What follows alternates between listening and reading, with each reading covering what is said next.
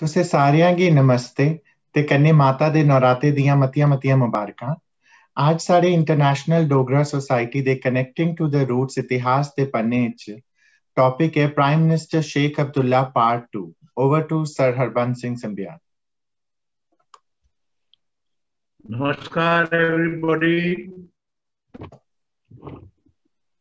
There are rarely times in history, as we had post 1948, so much of hectic activity. It set an agenda, the consequences of which we are still suffering. Last time when I left, we left on a very high note, apparently on a very high note, that Prime Minister Sheikh Abdullah, addressing the Constituent Assembly, he categorically stated that the state had acceded to India. He gave his reasons, the mainly being that it was a secular country, it was a socialist country, and the leaders of the country were committed to socio-economic justice. But more importantly, he underlined the fact that India had also given the state total freedom in how it conducted its internal affairs, how it took decisions concerning the life and future of the people of the state. But simultaneously, there were many parallel developments that were taking place. One of them was that though Sheikh Abdullah had declared that the state had acceded to the country, it had hitched its fate and destiny with the rest of the country, but simultaneously he was also in touch with many foreign powers so as to achieve at least an autonomous state for Jammu and Kashmir. The first move was made by him when he approached Austin, the US ambassador to United Nations, while he was there in 1948. It's as far back as that. In January 1948, even before he had been appointed the Prime Minister of the state, he had made an approach to the US ambassador to United Nations and gave him a detailed picture of the state, emphasizing that the state needed an independent status. Knowing fully well that it was not possible that either India or Pakistan might give trouble to it. More clearly, one should say that Pakistan was not going to just simply sit and accept this situation. So he suggested that if the United States guaranteed that independent status, or even the UNO got into it and gave it that independent status, then the state could have its dream fulfilled. So this is not really known to many, many people at that time. It came later because the US ambassador, he reported back to the Secretary of the State, George Marshall. And finally, after 50 years, when those papers were made public, it was revealed then. It was not only Austin whom he met many others. But in January 1948, he made the first move, the first approach. And in March 1948, Secretary of State George Marshall, he wrote to the US Embassy in New Delhi that this is what a thought is currently running in the state of Jammu and Kashmir, but United States has not to interfere in any way. It is not going to try to influence this way or that way. If, of course, Government of India and Government of Pakistan, they agree to this situation, then USA will not have any objection. But otherwise, on its own, USA is not to take part in the whole proceedings. Even after this rebuff, Sheikh Abdullah continued to meet other diplomats. He met Australian High Commissioner in India, Walter Crocker. Crocker later on wrote a book also, Nehru, A Contemporary Assessment. And he mentioned in that. So there is no dispute about that he was making approach to many other people regarding the third alternative. So what he was saying was the third alternative. And when we accept that, yes, let us explore the third alternative, then he'll open up all his cards and say that this is what is possible. At the moment, it was only a third alternative. This is one part of the development. Another part of the development is that what was happening to the Dogras of Jammu. It is whatever was left of the state with India or here with us. Of the three parts, Ladakh, Kashmir, Jammu was the third part. There can be no peace unless all three would have agreed to a common goal. But Sheikh Abdullah was bent upon pursuing his own personal agenda. There is absolutely no doubt that he was vindictive towards Dogras in general and the dynasty in particular.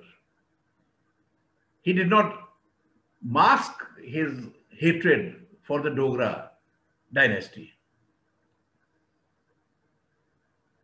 And then what he did was, in 47, when the refugees came, he did not allow any refugee from Pakistan-occupied Kashmir to settle in Kashmir.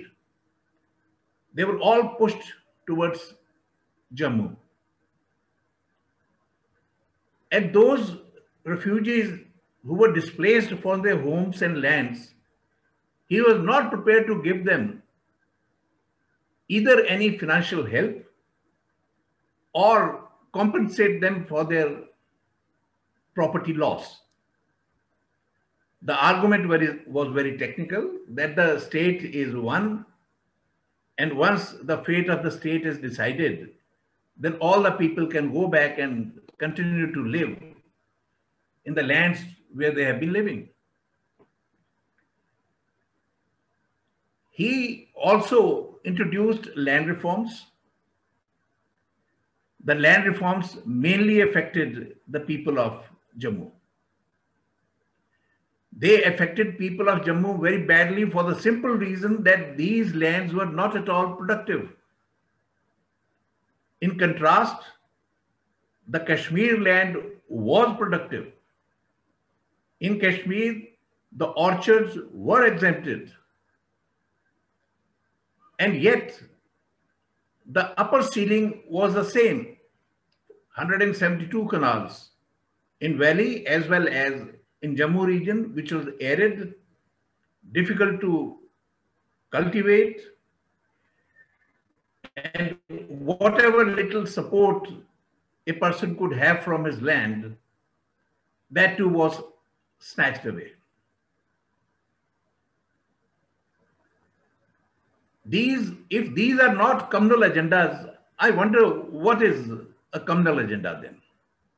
They were certainly communal agenda, but he blamed the Jammu people that they are communal because they are supporting the Maharaja, because they are opposing national conference.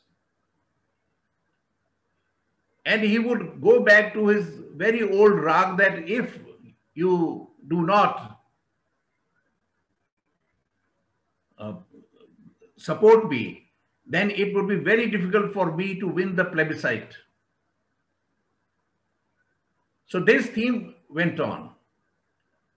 So there were these two developments. The third development was the making of the Constitution.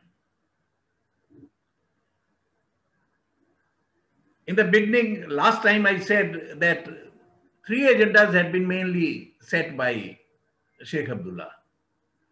First was the issue of accession had to be decided. Second agenda was the fate of the dynasty had to be decided. Whether the Constituent Assembly, the people of the state, wanted a monarchy or not.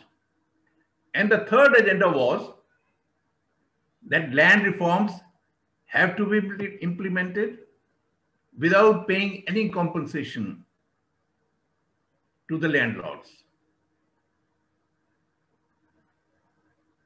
These three agendas were they were put aside, they were accepted.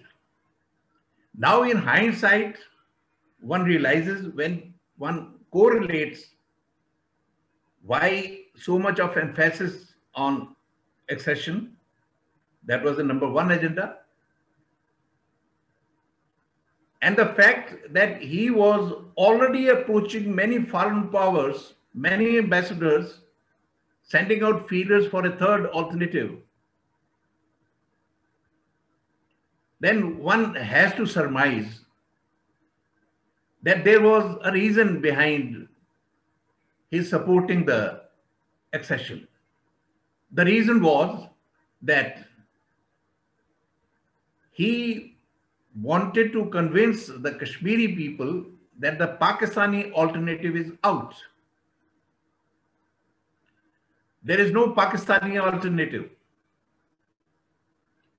The only alternative left is that either we stay with India or we find a third alternative. First is out, the second is there conditionally, the condition being that there should be autonomy. And the third alternative is that Kashmir should be independent. Its independent status should be accepted not only by India and Pakistan, but by the UN too. So this is an agenda which he has to pursue. As a result, the Constituent Assembly work came to a standstill. Because he had done the spade work, he had prepared what needs to be done and what are the conditions which he has to create first. So he created those conditions. The accession issue, Pakistan alternative is out. The monarchy is out. The Jammu people, they had been devalued. And now he could pursue his agenda. The problem was that by now, Jammu had become restive. It had started protesting. The protest began from Praja Parshad. Briefly speaking, just after 1931, the communal riots of Srinagar, the Hindus of the state, they united to organize themselves as All Jammu and Kashmir Rashtriya Hindu Parishad. But since their interests were not dissimilar to the interests of the monarchy, therefore they left all the decisions to the Maharaja, that whatever decision he takes, we will support him. In 1947, when things changed, when the British left, J&K was no longer a sovereign state. This All Jammu and Kashmir Rashtriya Hindu Parishad, they re-christianed themselves as Praja Parishad. The first demonstration by Praja Parishad was held in 1949. 294 leaders and workers, they were arrested, and it required the intervention of the government of India to seek their release. So Jammu had already started simmering, and nobody recognized its frustration. And then in 1952, when these three issues of the constitution making, they had been put aside, there was an annual function of the Government Gandhi Science Memorial College, Government Gandhi Memorial Science College, Jammu. During that function, the students noticed that the flag of the National Conference had been hoisted there. This was a red rag, and the students protested. A few days after that, a very strong procession was taken out, and the police brutally assaulted the processionists. Hundreds of students were put behind the bars.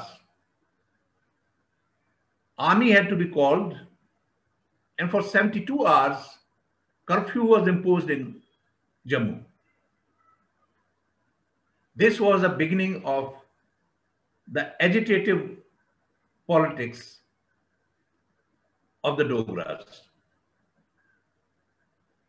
Surprisingly, though this movement, this protest was entirely led and organized by the students, yet the Sheikh Abdullah's government, they arrested the Praja Parishad leaders also.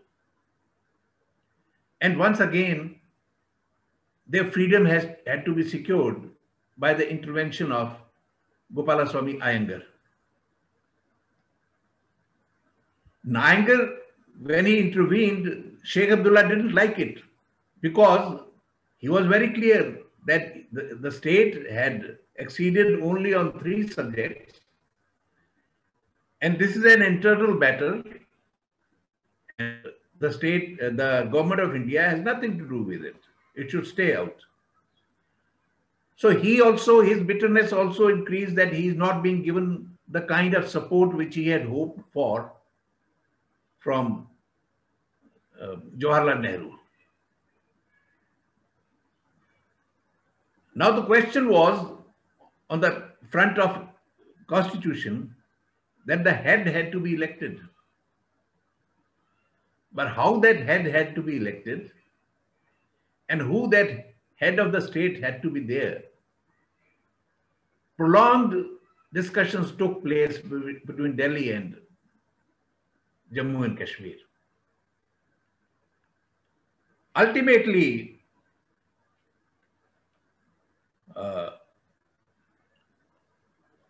Delhi Agreement was signed. In the past, we have been hearing a lot about Delhi Agreement.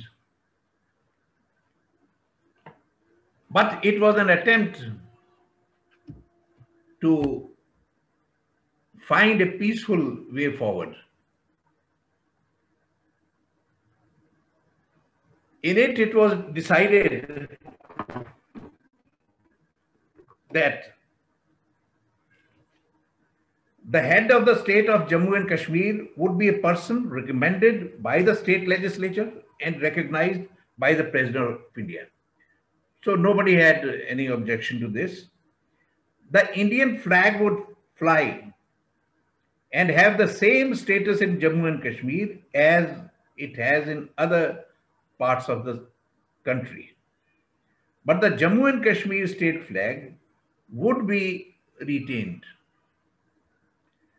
Third, citizenship would be common, but the state will have the right to regulate the rights and privileges of the permanent residents. That is Article 35A.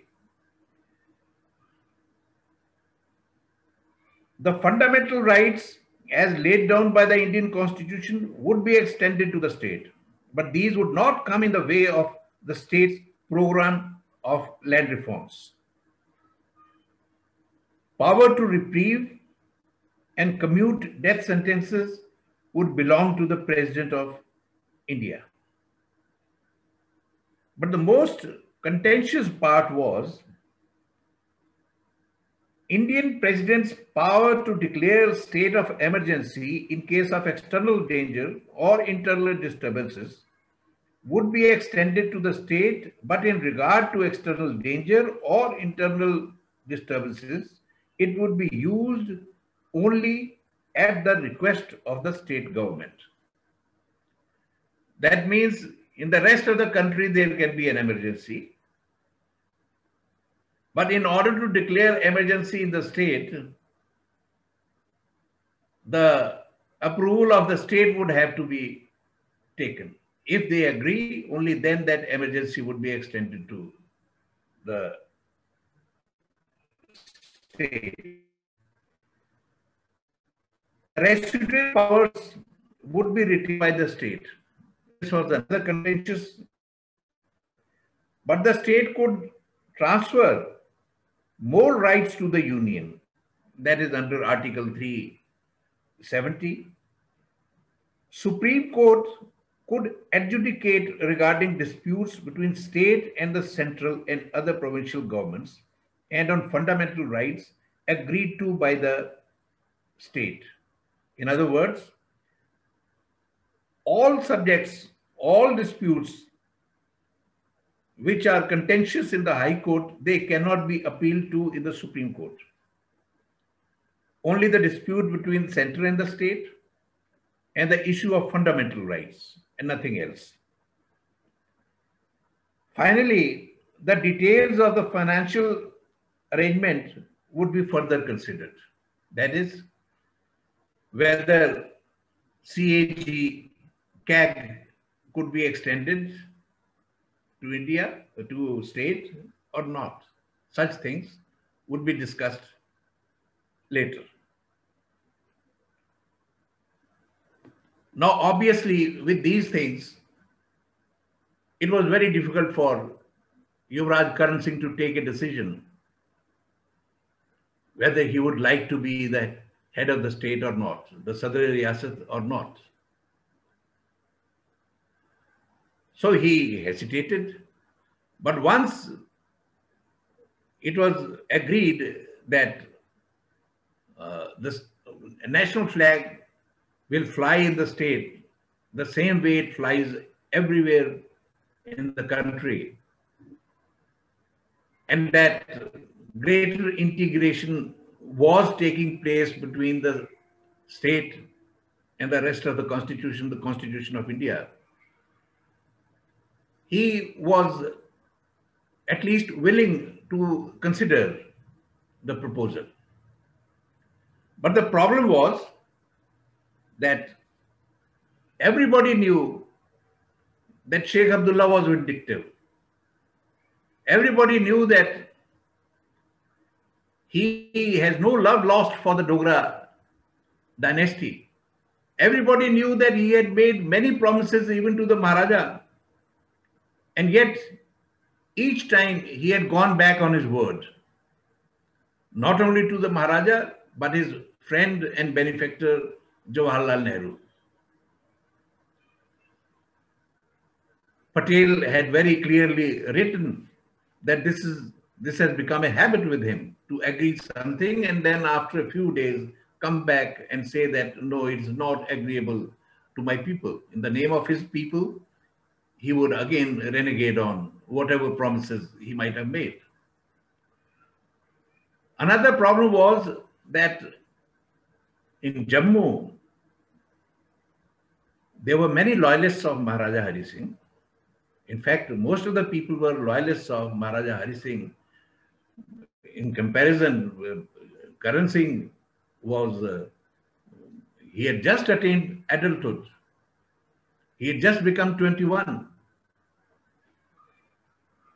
And it was for his sake that the constitution, the proposal was that to lower the age limit of the Sadr Riyasat to make him eligible. But the pressure was huge on Karan Singh not to accept. Loyalists were dead against his acceptance. Even Maharaja Hari Singh did not appreciate that. So no father would, no king would, no king gives up his kingship willingly, and certainly not in these circumstances when the kingship is being abolished. So abolition of kingship and humiliation of the dynasty, these were two things which neither Maharaja Hari Singh could digest and nor his loyalists. Many of them warned Karan Singh that if he accepted, then he was likely to lose all his patrimony. Then Maharaja Hari Singh, his father, would disinherit him. Subsequent history would show that nothing of the sort happened. Of course, he was angry, he was annoyed. He was angry because a 100-year-old legacy that had been simply rubbed off the pages of history. Finally, Pandit Jawaharlal Nehru prevailed upon Karan Singh to accept the post of Sadr Riyasat. His contention was very simple. He wanted his own man in Jammu and Kashmir because he had an inkling that his friend was no longer the same friend with whom they have shared the same ideals and the struggle. So he wanted Karan Singh to be there, to be his eye and ear, so that a watch can be kept on the developments that are taking place in the state. There were many rounds of discussions, numerous letters which can be found in Jammu and Kashmir 1949-64, select correspondence between between Jawaharlal Nehru and Karan Singh. These letters are there. And one of the finest letters, I would say, giving a lesson, a practical lesson of life, was that which ultimately influenced Karan Singh to take a decision. In that letter, apart from other things, that he needed somebody like him to be in the state, he said that the change which is coming is inevitable. That change cannot be stopped. And it is always advisable that when a change is coming,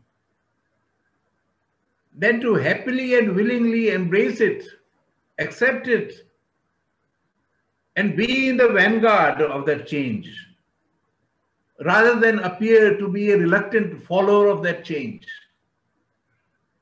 If you are a reluctant follower of the change, then you lose a little bit of your respect.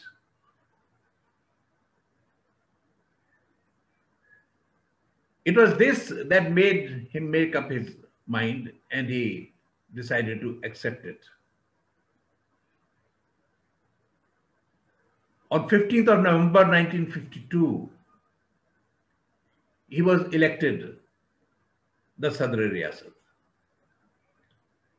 On 17th of November, he took oath at Rajbagh Palace, Srinagar.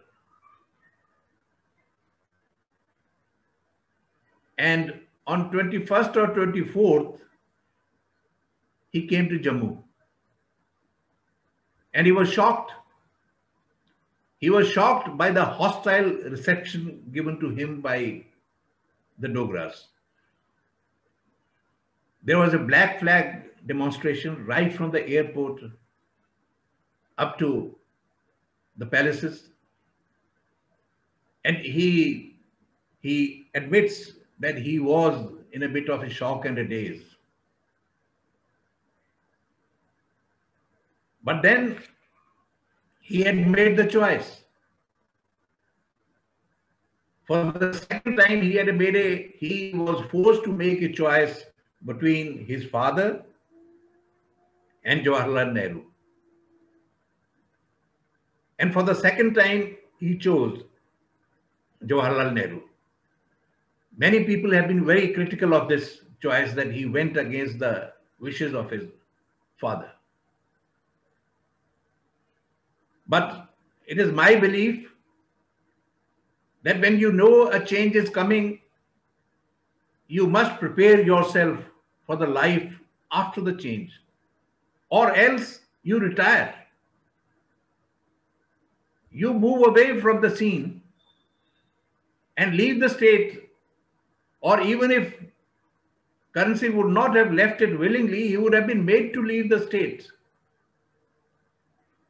And any connection of the family with the Dogras, with Jammu, would have been lost. Then he was 21. What would he do in Bombay of that time? He had no inclination to be like his father, to rear horses and race them. In horses, Maharaja Hari Singh had found his passion, and he spent his time very well after his exile because of the racing season.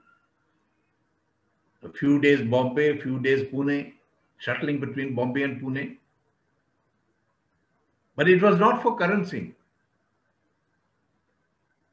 So, and every son has to take a decision of his own. Otherwise, it is a life of regret. That a person, he would go on thinking that I had wanted to do this, but I did it because of my father. A person should have a choice to lead his life.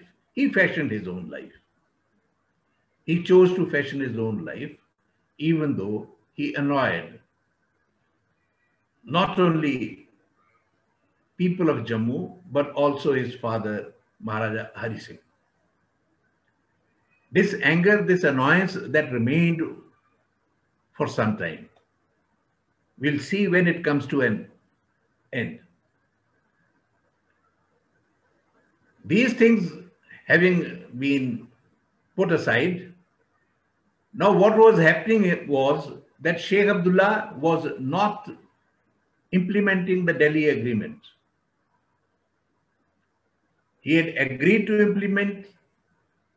On the basis of that assurance, Karan Singh had accepted the post of the Sadr Riyasat, knowing well that the full constitution has not been formulated and nobody knows what will be the rights and duties of the Sadr Riyasat. and what would be the conditions of removing a Sadr Riyasat if the situation so demanded. This possibility was never ruled out.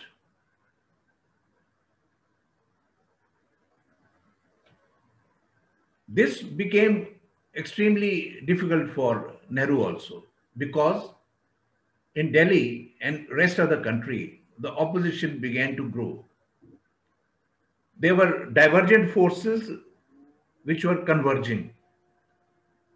On the one hand, at that time, the first Indian parliament, it had a very sizable presence of Ram Rajya Parishad. And one of the leaders of Ram Rajya Parishad was Swami Karpatri. He was so named Karpatri because he never ate in a plate or a thali. He would always extend both his hands, and whatever his hands could hold, he would eat only that. His one-point agenda was banning the cow slaughter. The other force was Hindu Mahasabha. Hindu Mahasabha was represented in the form of Mr. N.C. Chatterjee, a fine parliamentarian, very intelligent person. But the problem was that it was a new India, and he wanted to retain the old Hindu laws. So the agenda of one force was to ban the cow slaughter. The agenda of the second power was to retain the Hindu laws. And the third force was Jan Sangh. At that point in time, Jan Sangh had a single point agenda, and that was removal of Article 370. And I'm amazed that that agenda remained till last year. So that is a different subject. But these three forces, for the first time, political, communal, and religious forces, they converged in India. And Praja Parishad, with the help of Jan Sangh, they launched an agitation for the removal of Article 370. Nehru was finding it difficult. He felt that if his friend Sheikh Abdullah implemented the Delhi Agreement honestly, then he would be able to have a stronger wicket to stand upon and argue his case. But Sheikh Abdullah was not willing to budge from the agenda which he has drawn for himself. The consequence was that this confrontation was starting to grow. When in 1953, in May 1953, Dr. Shyama Prasad Mukherjee, the president of Bharatiya Janasangh, he announced that he would be entering J&K state without any permit.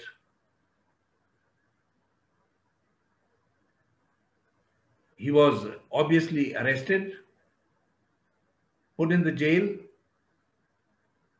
But in the month of June, nobody knew that he was ill. Nobody had any inkling what was wrong with him. He died. Yuvraj Karan Singh, the Sadr Riyasat, he was not informed. He was informed by his personal sources. Officially, he was not intimated that president of a national party had died in custody in Kashmir. Dr. B.C. Roy, the Chief Minister of Bengal, he protested. He was the family doctor of Dr. Mukherjee. he protested that he should have been informed immediately. Sheikh Abdullah didn't even deign to respond to Chief Minister of another state of the country. In fact, he went on to justify whatever he had done. He said he had broken a law, therefore he was arrested. He was put in a jail. Medical facilities were given to him, but he died. And then again he blamed India and the communal forces, so-called communal forces according to him, that they are vitiating the atmosphere in the state. They are making it difficult not only for him, but for also the Kashmiris who would otherwise want to vote for India, but would not be voting if this thing continued during the plebiscite.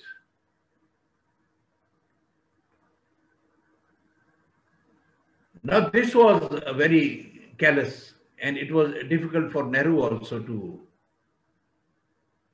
digest. In the meantime, Nehru had a tendency, people do not give him credit for the kind of administrator he was. He always had various channels of information. For Jammu and Kashmir, he had his intelligence director, B.N. Malik. Politically, he had D.P. Dhar, a deputy minister in Sheikh Abdullah's government. He had Dr. Karan Singh reporting every week or whenever required, whatever developments were taking place in the state. And then he had opened another channel with Bakshi Ghulam Muhammad, the deputy prime minister of the state. He too was appraising him of the developments that were taking place. Sheikh Abdullah got an inkling that this is happening, that Bakshi Ghulam Muhammad has a direct link and rapport with Prime Minister Nehru. So he wanted to cut him to size, and he announced that organizational elections in Srinagar would be held. Now, Bakshi Ghulam Muhammad belongs to Srinagar. The strongest, staunchest supporters of Sheikh Abdullah were Bakshi Ghulam Muhammad and Ghulam Muhammad Sadiq. Bakshi Ghulam Muhammad was the master of the streets of Srinagar. So he brought that power of the street people to whatever movement the Sheikh Abdullah or National Conference was about to launch. Ghulam Muhammad Sadiq, he brought intellect and moral moorings for National Conference. Now he wanted to cut Bakshi to size, but what happened was Bakshi turned the tables and he again won the elections. So nothing could be done to him. But this division was obvious to Jawaharlal Nehru. Finally, he wrote to Sheikh Abdullah that this is what is happening, that there is no unity of purpose in your cabinet, in your government, because of your policies which have annoyed your colleagues. The colleagues who would like greater integration with India, and you are stalling all their efforts. The only person who supported him in the cabinet was Mirza Afzal Beg. You'll remember that he is the same person who had reorganized the district of Udhampur to cut out of it and make Muslim constituencies of Doda and Kishtwar. So his agenda can be just guessed. Sheikh Abdullah apparently he would definitely not like this to be told by anybody, least of all Pandit Jawaharlal Nehru, that he was losing control over his government.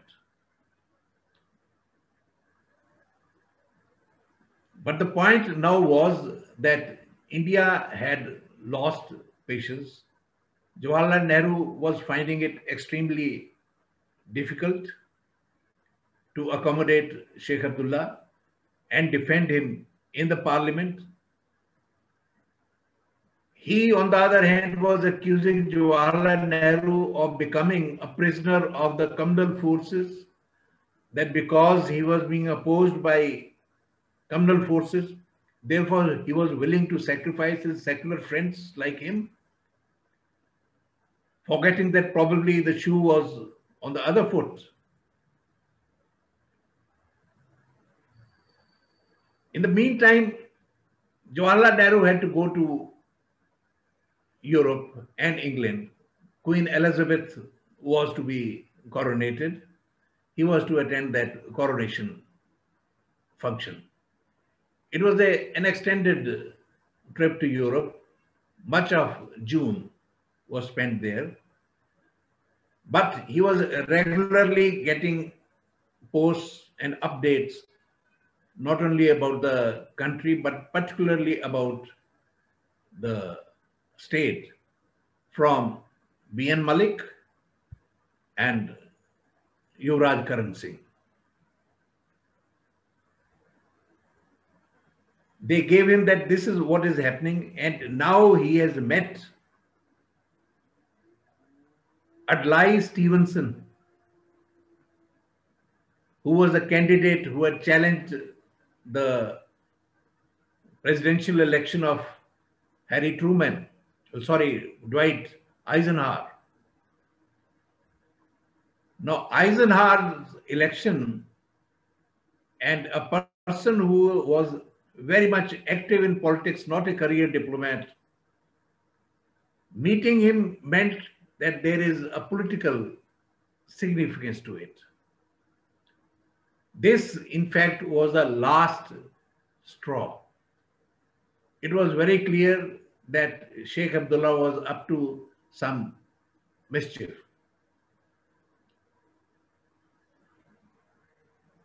Jawaharlal Nehru came back. Once again, he wrote a letter. And this time, he warned him that the consequences are not going to be good, and that probably friends will be parting. He wrote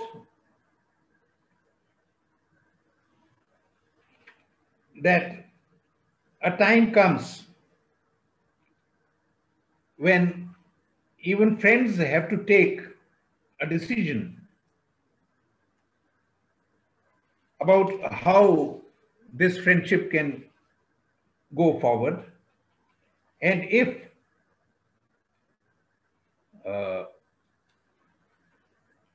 the situation so demands, the interests of the country so demand, then it is advisable to take a decision of parting the ways. This was in June, on 28th of June. In July, Sheikh Abdullah also replied. He also reciprocated the same sentiment and accused India and Jawaharlal Nehru of betraying him, of becoming a victim of the communal politics of the country, and in the process victimizing secular Sheikh Abdullah and his ideology. And he said that he agreed that if, in the greater interests of the people, a parting of the ways has to take place, then so be it. Soon thereafter, there was the working committee meeting of National Conference in Srinagar. Nehru went there to attend it. And he also met all the leaders separately and collectively. He invited them over and met them. And he discovered a very plain fact that even in the working committee, the majority of the members were against Sheikh Abdullah. Sheikh Abdullah had, in fact, only the support of Mirza Afzal Beg and Muhammad Shafi, whereas Bakshi Ghulam Muhammad, he had the support of Ghulam Muhammad Sadiq, Mir Qasim, Masoodi, D.P. Dhar, Girdharlal Dogra, Shamlal Saraf. So obviously, these people who wanted better relations with India and greater integration, they far outnumbered those who were following Sheikh Abdullah's line. But the amazing thing is that's a riddle. That riddle has never been solved because the Kashmir conspiracy case was never pursued till its conclusion, till its end. Then what made Sheikh Abdullah take such a drastic decision? What made him think that he could defy the country and survive? It's impossible. He had lawyers with him. None of them could see that there would be a way to oust him. But he couldn't see it. Ultimately, Nehru still had some hope. And he sent Maulana Azad. Maulana Azad was shocked by the cavalier manner in which he was treated. In fact, during the Eid prayer meeting, he was snubbed. He was not allowed to address the congregation. Though Maulana Azad is a known scholar of Islamic studies. He came back and he wrote a letter also to Sheikh Abdullah that I write this letter to you as a personal friend. That the best course for you is to follow the advice and the way which we had decided upon in 1949. Stay on the course, stay on that path, and the consequences will be good. Deviate from that path, and the consequences are difficult to predict. He just ignored it. Nehru made one final attempt. He sent Rafi Ahmed Kidwai to Srinagar. Rafi Ahmed Kidwai also was rudely addressed by Sheikh Abdullah. He came back seething, and just as Maulana Azad had before him, he also advised Pandit Jawaharlal Nehru that this man needs to be removed before a greater crisis overtakes the country. So now within the cabinet of Jawaharlal Nehru, the two senior most members of the cabinet, they were of the opinion that Sheikh Abdullah needs to be removed. Yuvraj Karan Singh too had been writing the same message in his reports. On 1st of May 1953, he had written exactly the same thing, that there is dissension in the cabinet and the working committee, and that Sheikh Abdullah has lost the confidence of his party. Now the action was to be taken. For taking that action, Rafi Ahmed Kidwai, who was now looking after the Kashmir affairs after the death of Iyengar, he sent two of his envoys to coordinate with Yuvraj Karan Singh. The plans were laid, the constitutional angles, they were covered. The fact is that normally a governor or head of the state does not dismiss anybody like that. He dismisses somebody, a chief minister, a prime minister, on the basis of the loss of confidence of the house of which he is a member. In other words, the floor test has to take place on the floor of the house. So this was not done because, as I said earlier, and I have repeated a number of times, and I said that later on this will come back to bite Sheikh Abdullah. Sheikh Abdullah had not completed the constitution making process of the state. He had dealt with only three subjects: accession, monarchy, land reforms. And none of the other subjects were touched. So Prime Minister, the cabinet, everybody was working, still working under the Constitution of 1939. Under the Constitution of the 1939, the head of the state acts on the advice of the Prime Minister. But if the Prime Minister wants his advice to be implemented, he has to go to the head of the state. Sheikh Abdullah decided to dismiss Shamlal Saraf. He wrote him a letter and sought his resignation.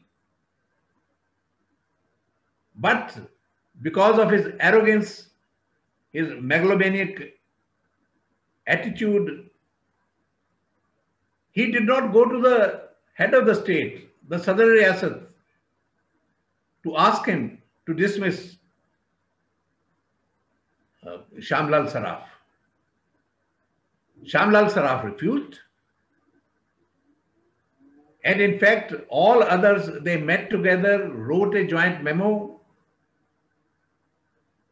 telling Sheikh Abdullah that he had lost confidence of the working committee and the cabinet. A copy of which was also sent to Sadr Riyasat. Sadr Riyasat immediately acted and he asked Sheikh Abdullah to come over.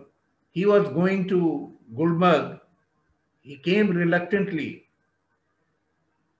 And the Yuvraj suggested, Sadr Riyasat suggested that all the members of the cabinet should come and meet him so that they can discuss the issue.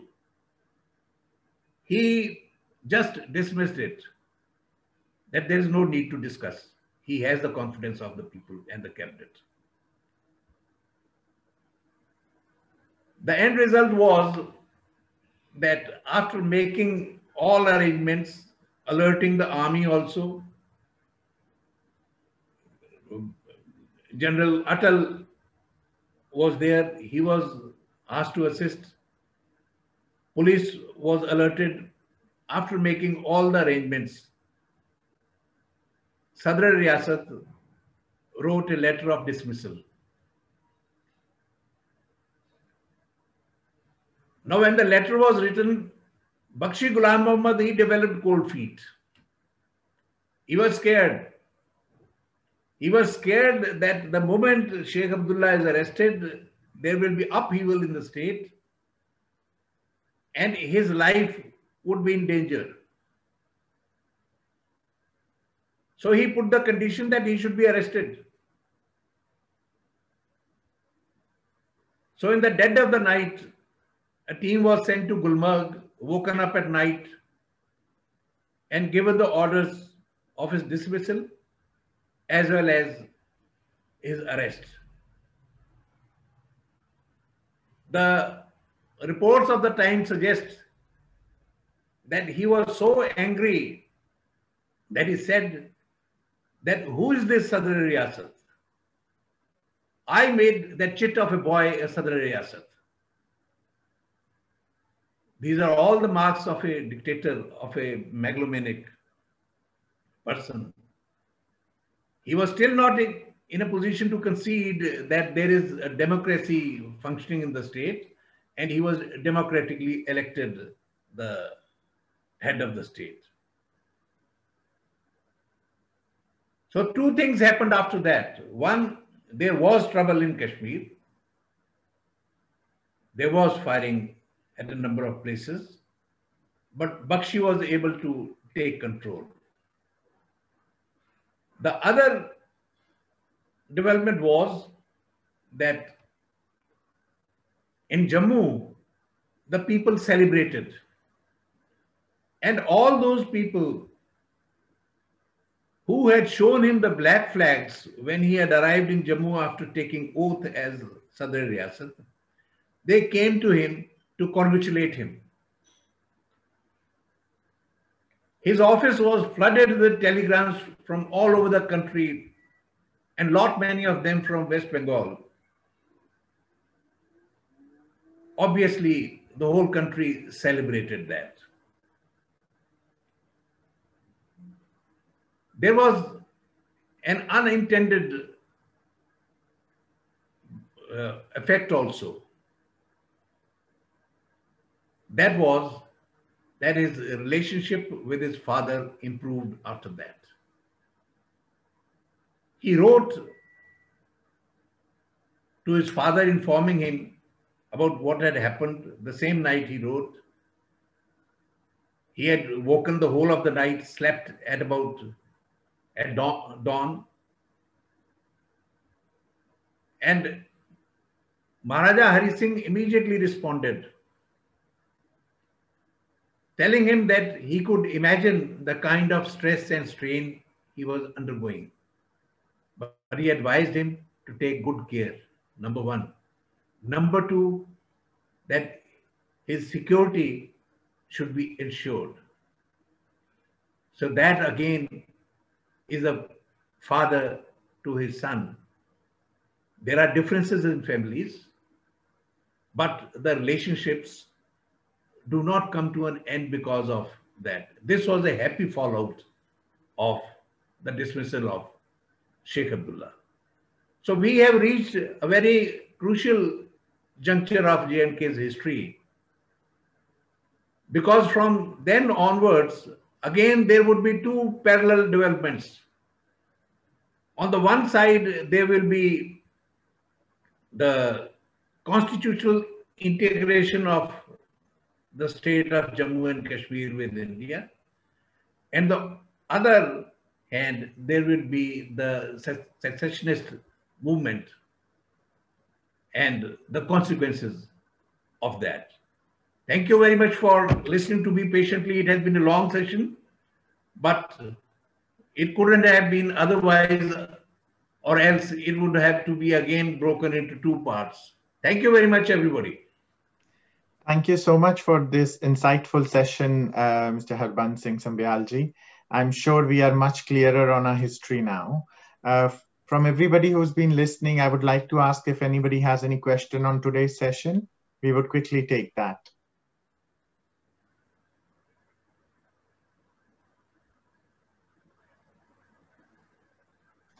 I think today's session was quite self-explanatory, and you have gone into detail. So it seems like there isn't any question. So we will end up the session here, and we will soon meet with another topic in Itihas Ke Panne. Thank you, everybody. Namaskar.